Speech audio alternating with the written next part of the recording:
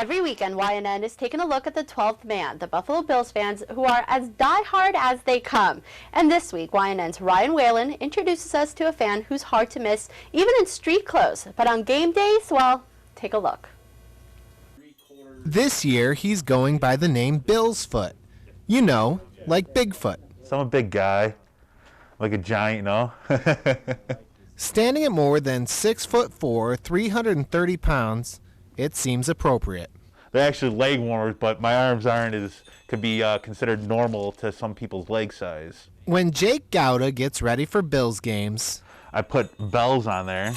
They're actually Bills bells. He's literally decked out from head to toe. Shows the logos, you know, the Bills name.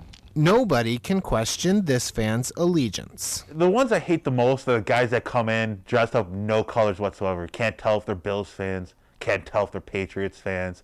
They sit there quiet the whole game, and then all of a sudden they're up by a couple points. Oh, look at the Patriots. They're winning. Winning is not something the 30-year-old's seen the Bills do much of since he bought season tickets in 2005. It's like your second family almost. You can't just get rid of your family. At home, his actual family watches the game on television, hoping for a Bill's Foot sighting. I'd like to have his face shown a little bit more.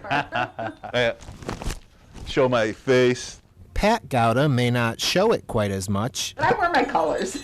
but she says she's partly responsible for her son's enthusiasm. We kind of push that along. You know, I've always been a Bills fan. Jake Gouda's parents even contribute to his ever-growing getup. Like I felt like I was like a 6-year-old when my parents gave me like on Christmas, 6-year-old on Christmas when I had this shirt. So if you spot this rare breed of fan, I'll do like a pose. don't worry, he's friendly. Unless, of course, you're a Patriots fan.